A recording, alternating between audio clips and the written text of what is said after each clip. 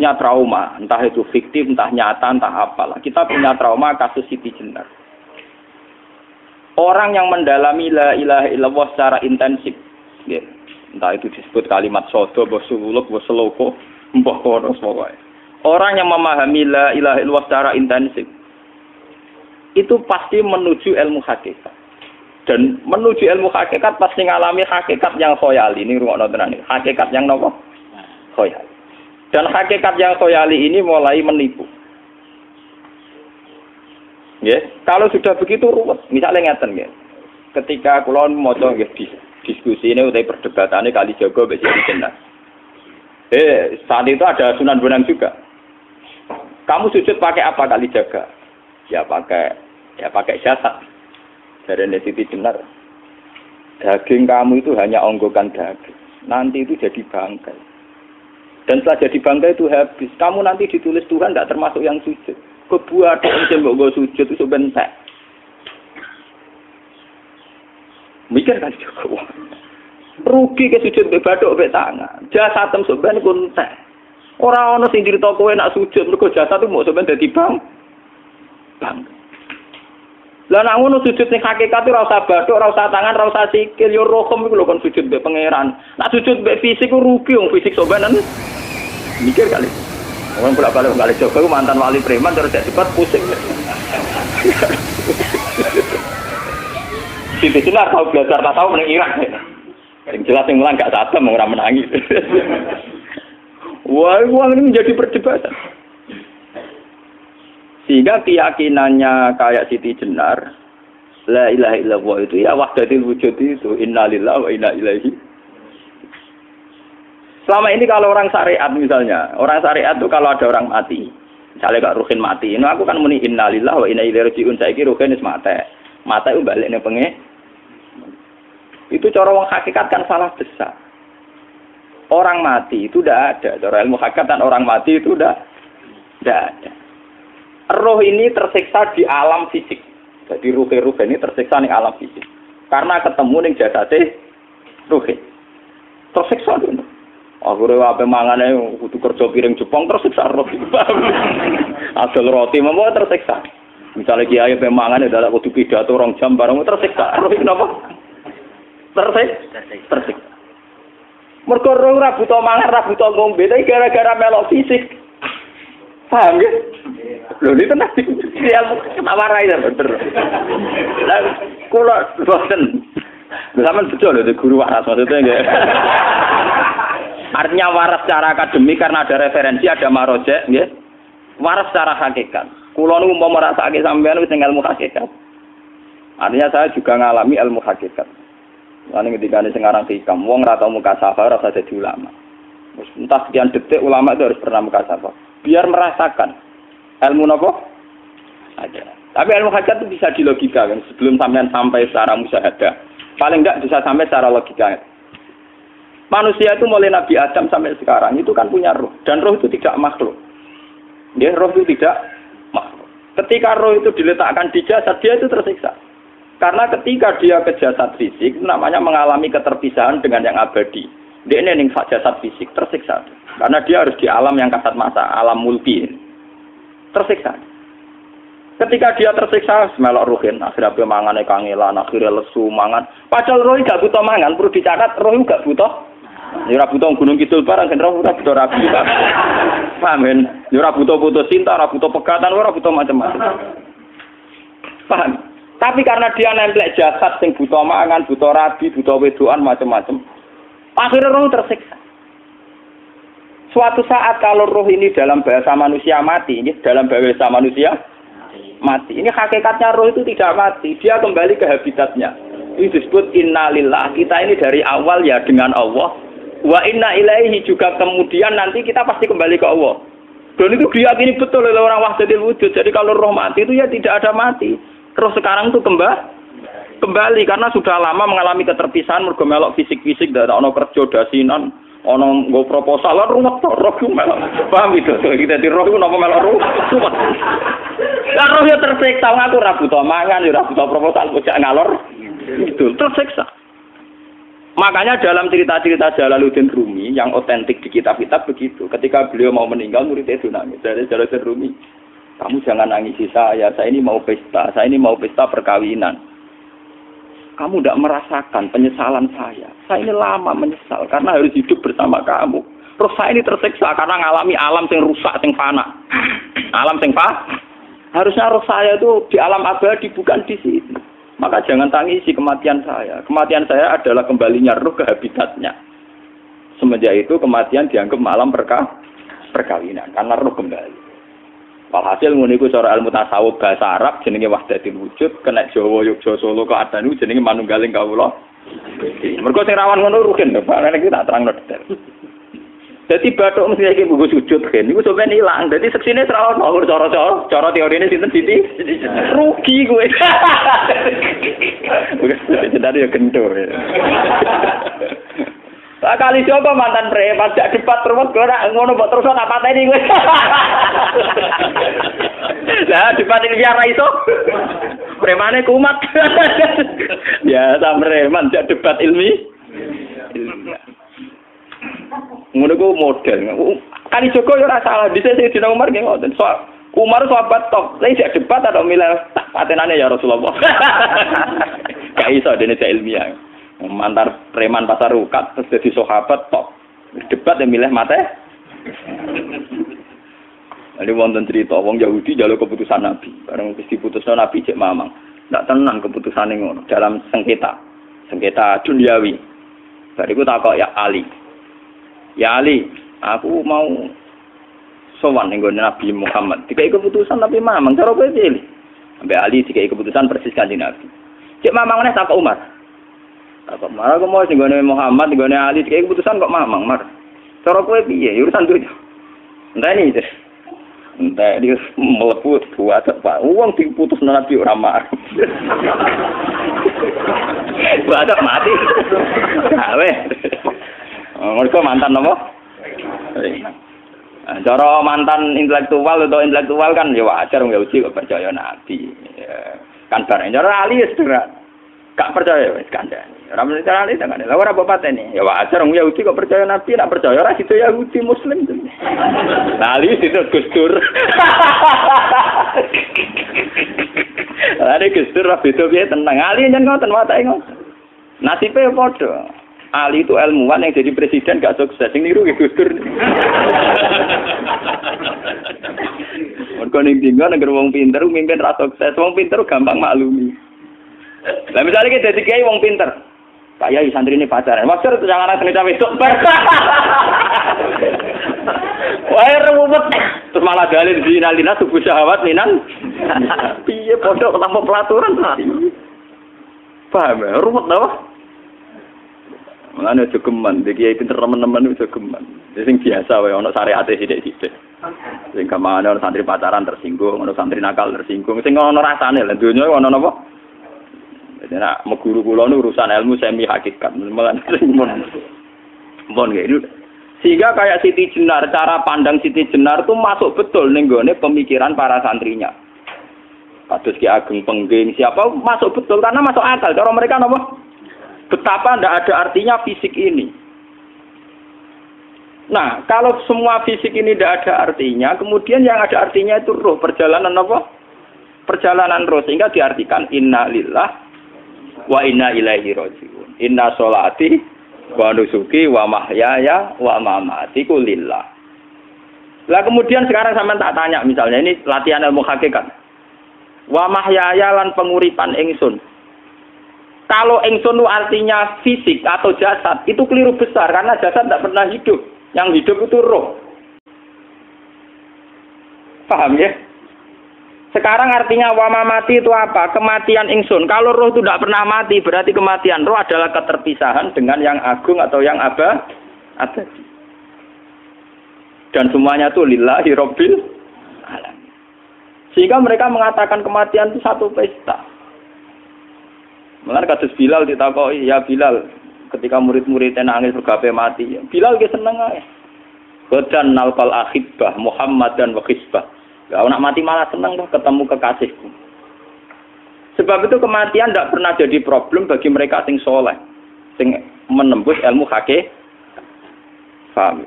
Tapi ilmu hakikat kayak ini itu yang diyakini Siti Jenar, diyakini Jalaluddin Rumi, diyakini para wali-wali wahdatul wujud. Dulu Syekh Husain sinten Al-Halal. Itu kemudian melahirkan prahara syariat. Prahara apa? Syariat. Sebab itu Wali Songo, oke Siti Jenar benar dalam filosofinya, tapi harus dibunuh. Karena menjadi prahara syariat. Sama dengan yang dikatakan Nabi itu benar, tapi menjadi prahara syariat. Akhirnya disomasi oleh Umar radhiyallahu anhu. Jadi sebetulnya sama, pola-pola ceritanya sama. Intinya sebuah ilmu hakikat harus dikawal napa? Syariat. Nggih kula bolak-balik, contoh paling gampang wit pisang.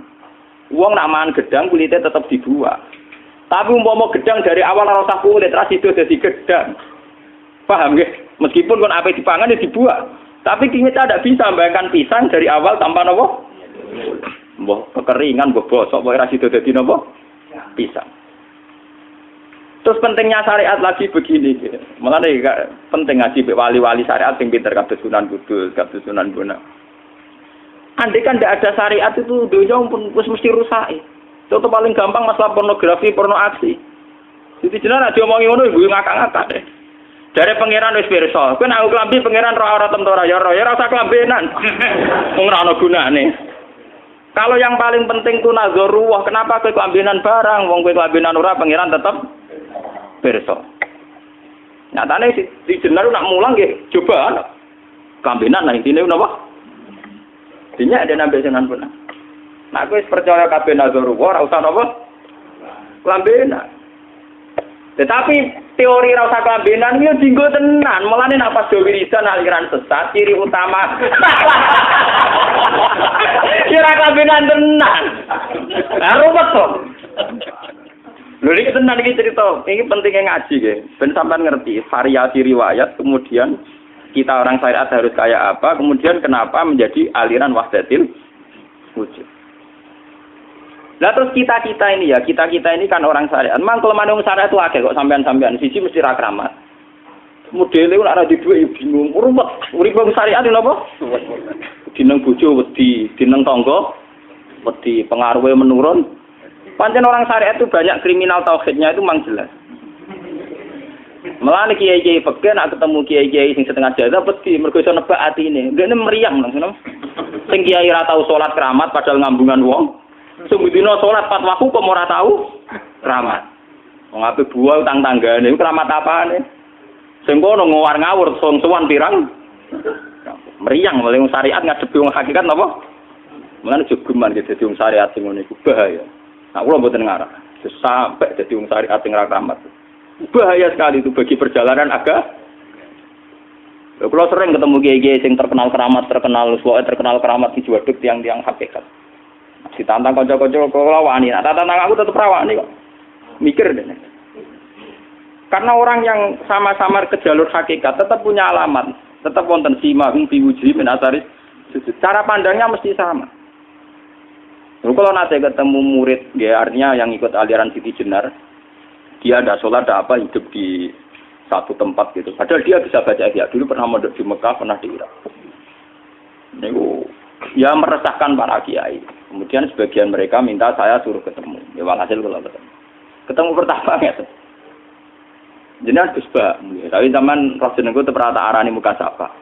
Nggih biasa mawon. Kula ora usah kenal jenengan nggih kenal. Dadi kula biasa mawon. Lalu pernah ngajar ajaran saya Gus ning donya tak enteni mau turu ngenteni mati ngono Gus kok repot. Jawaban kula terus ya. Sampai jare wong hakikat wong ngenteni mati barang. Ya mati yo saiki iku. Ora usah ngenteni saiki padha-padha wis napa? Wis mati. Ya saiki wis padha-padha wis urip.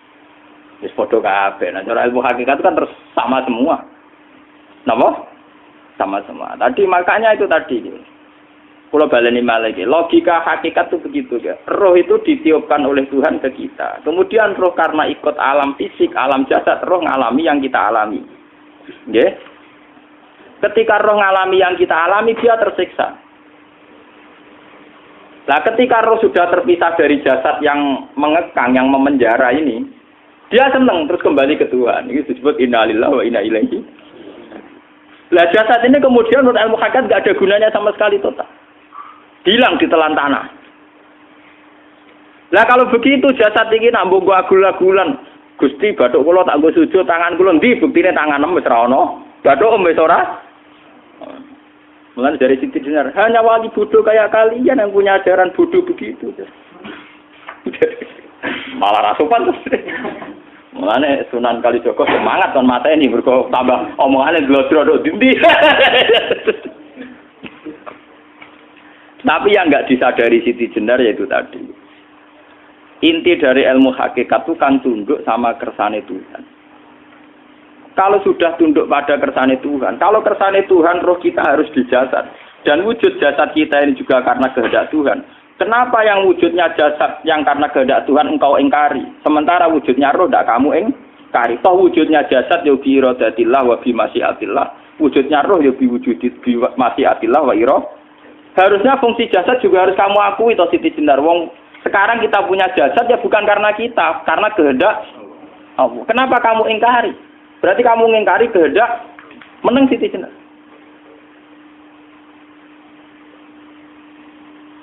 Makanya hakikat yang pertama saya itu pasti khayal. Lah Siti Jenar itu hakikatnya baru yang sampai khayal itu. Sehingga dia tersesat. Sebetulnya kalau sudah hakikat beneran itu tidak perlu khayal begitu.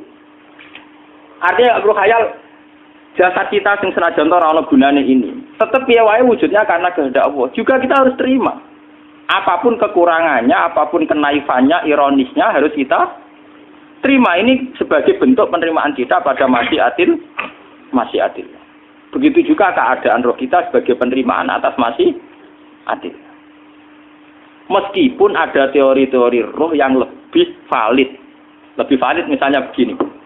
Kanjeng Nabi itu suatu saat ininya terputus karena perang Uhud. Itu Kanjeng Nabi dia dolanan drijine ini. Napa cara niki napa jari jemari ini Nabi putus. Dia dolanan. Jadi Nabi sendiri kadang sering ngajarkan ilmu hakikat. Hal lagi illa usbun udmiyat wa fi sabilillahi ma la fitu. Kowe ora trimo fisik, bentuk fisik jari jemari sing ditetir berdarah. Tapi nak kue fisabilillah ayo wis balik ning habitatem. Jika kenapa para sahabat itu ketika dicincang, ketika putus tangannya, putus kakinya, sahabat yang usul ke ilmu hakikat itu malah senang. Karena jasad kita ini kan ila sabilillah menuju jalan Tuhan. Sekali dia sudah terluka fisabilillah itu sudah menemukan formatnya. Cara teori Cina sudah menemukan formasinya. Paham gitu? Ora kok malah ngeluh itu berarti goblok nek ngeluh paham no? Paham napa? Jadi, makanya Nabi ngendikan ya itu sudah ketemu formatnya. Ketika rohnya para syuhada nanti kembali ke Tuhan ya ketemu formatnya lagi. Itu disebut wala taqulu lima yuqtalu fi sabilillahi amma. Dia tidak mati sesuai formasi awal, yaitu roh kembali ke Tuhan dan jasad ikut mengawal. Nah itu Nabi kadang ya pakai ilmu hakikat begitu. Mulane kula bolak-balik matur, kula niku mulai umur 20 tahun napa pinten. Kula ngasih nggih gadah penyakit dan ekstrim penyakit saya. Sampai saat ini kula nak ngobatno ndak lebih 50% nggih karena saya tetap berpikir. Misalnya cara syariat kan berobat, tapi cara hakikat apa betul keberadaan saya di alam ini penting. Sehingga aku kepengen urip tak bela-belani ngantek ratusan juta. Jangan-jangan penting mati ikuti bang uripku. Lah nak ngono lha apa tak bela-belani? Entek ratusan juta. Jadi misalnya kita berobat ya mau, ya cari nabi kan berobat ya berobat. Pokoknya kita Islam nggak sih mau geruda-gerudu kadang orang paham. Sekali kamu mengamati dengan sisi hakikat, coba sekarang sampean pikir, coba sekarang nggak pakai logika hakikat, pakai logika syariat saja. Saya ini misalnya asetnya 10 juta, misalnya, saya punya aset 10 juta. Tapi misalnya aku rugi nawan atau dipengaruhi di masa depan sama nih, kalau kulo kan soalnya cara teori di masa. Misalnya kulo ruhin, artinya kere di duit 10 juta aset. Tujuan saya sembuh kan supaya aku iso sembuh sehat, engkau iso kerja untuk anak. Tapi karena saya sakit nanti operasi tidak 10 juta. Operasi tidak 10 juta. Wong aku repera mesti iso marisi anak. Apa meneh nak duit 10 juta tak ada gue berobat malah jelas ra iso marisi. Lah nak ngono penting matiku ya dibanding 10 juta. Karwan iso diwaris langsung. Sementara anak aku mari dibiayai 10 juta, rong mesti mari 10 juta mesti entek. Artinya tidak ada jaminan kalau berobat itu secara visi ke depan lebih baik. Soalnya malah ngentekno donya nggak jelas akibat positifnya. Misalnya tetap lumpuh duwe entek. Teori loh, Bapak artinya apa? Teori hakikat tetap lebih benar bahwa hidup itu tidak ada artinya, semua itu tidak ada artinya. Berobat apa enggak berobat semuanya tidak ada arti. Teori loh gini.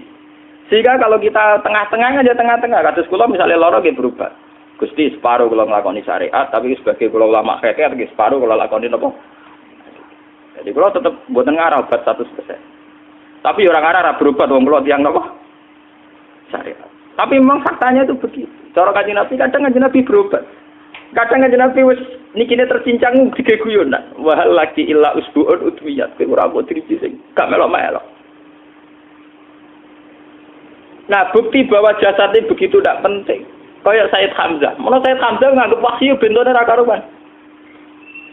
Kalau teori Siti Jenar itu benar, teori Jalaluddin Rumi benar. Benar teorinya lho, ora kok ra salate lho, maksudnya kok nganut ra salate. Benar cara analisis roh. Ketika Sayyid Hamzah dinyatakan mati oleh manusia, oleh hukum manusia dinyatakan mati karena dia sudah tidak bergerak. Dalam teori hakikat kan rohnya Sayyid Hamzah sudah fi khawasili tuyurin khudrin. Rohnya sudah diambil Tuhan, tidak mati. Paham ya? Ketika rohnya Sayyid Hamzah sudah diambil, jasad ini sudah tidak punya rasa. Sekarang secara syariat kasat mata kita tahu, wong jasad nak diinfus, di sayat-sayat dioperasi ora krasa. Apa meneh saiki ruhe wis bisa. Lah ya jasad itu cek gampange, dioperasi dibius saja terus tidak kerasa. Apalagi rohnya sudah diambil. Lah saiki bayangkan, ketika Sayyid Hamzah itu sudah di atas, niku kira-kira delok wahsi ra wong bentuk. Lho wong kok baca igabus. Ketika jasad benar-benar tidak penting, kemudian jasadnya Sayyid Hamzah kan dicincang oleh wahsi. Ketika rohnya sudah diambil kan Hamzah tidak merasakan. Berarti Sayyid Hamzah guyu-guyu wahsi. Wahsi cek bentuk nih gabus dicincang. Paham ya? Lho niki tenan. Artinya ketika pandangan manusia iba kepada Sayyid Hamzah karena dicincang, dimutilasi oleh wahsi. Wahsi tidak ngalami Pak Sinten, Sayyid Hamzah tidak ngalami apa-apa karena rohnya sudah bersama Tuhan. Dan iso wae Sayyid Hamzah malah guyu-guyu wahsi. Cek gobloke. Gabus kok dicincang. Lah nak ngono rak mirip, makanya nggih. Dalam hal ini itu dalam teori roh itu sebetulnya Siti Jenar tidak sesat dalam teori roh. Tapi jangan katakan itu penemuannya Siti Jenar. Siti Jenar itu terlambat. Sebelum itu ada Husain Al-Khallas, sebelum itu ada Jalaluddin Rumi. Sebelum itu juga ada sahabat, ada nabi. Cuma cara aplikasinya Siti Jenar melenceng. Jadi jangan katakan kok tak kampus-kampus, itu pendapat Siti Jenar itu malah goblok meneng. Siti Jenar itu wis anut, paham nggih maksud apa? Wis anut. Nah, teori yang sama terjadi pada Yesus Kristus. Ketika Yesus misalnya secara lahir dicincang, dimutilasi, diapakan oleh orang Yahudi. Sebetulnya rohnya dia sudah bersama Tuhan, kembali ke Tuhan Bapa, nah cara Kristen. Nah cara Islam ya balik ning pangeran. Andaikan itu iya, itu ya tidak ada masalah karena hakikatnya dia tidak dicincang, tidak dibunuh. Andaikan iya lah, tentu menurut Islam yang dibunuh Yudas atau siapa itu yang masuk bialah. Tapi sama sebetulnya teorinya sama. Kalaupun iya tidak ada masalah. Oke, kalau misalnya Nabi Isa karena ada kontroversi menyangkut dia atau Yudas. Sekarang yang Zakaria dan ya Zakaria Yahya itu dicincang betul oleh orang Yahudi, matinya dimutilasi. Tapi dia tidak apa-apa. Karena ketika beliau dicincang, rohnya sudah diambil. Ini rumah tenan kan. Ben kira untuk kendel mati paham kan ya. Dadi maksudnya niku kula ajari nak mati itu tidak problem nggih. Niki kalau urip wedi lho. Nah ini bersamaan paham nggih. Kaitan la ilaha illallah ini nanti semuanya sama kaitan sama apa? La ilaha illallah. Ini nanti ujungnya sama dengan la ilaha illallah. Begitu juga seterusnya. Misalnya Yahya kalian sinten? Zakaria. Ketika Tuhan ditanya, jadi tenggene alam malakut pengiran ditakok, ya Allah, Yahya dan Zakaria itu kan hamba pilihan engkau. Ketika dicincang kok jenengan biarkan. Endi Yahya Zakaria dicincang? Aku iku ora goblok dari pengiran. Sedurunge dekne dicincang jasate ruhe tak jupuk. Dadi dekne ora krasa blas. Begitu juga ning tafsir-tafsir sampean lihat wa Maryama Sayyidah Maryam yang istrinya Fir'aun. Itu kan dia iman sama Nabi Musa. Asiyah imro'ati napa? Fir'aun. Asiyah imro'ati Fir'aun, ya. Itu kan dihukum oleh Fir'aun. Ketika mau ditumpaki napa? Batu besar.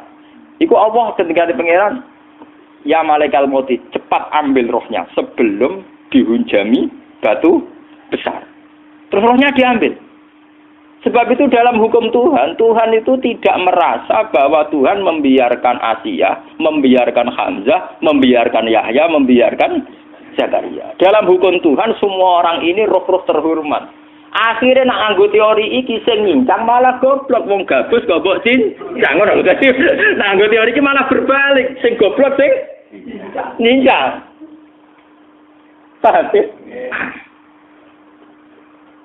Yo ora kok sesuai sampean kiaskan saja. Wong dibius wae disayat-sayat gak krasa. Kaya apa nak ruhe bener-bener wis tercabut terpisah. Rasane ning ndi?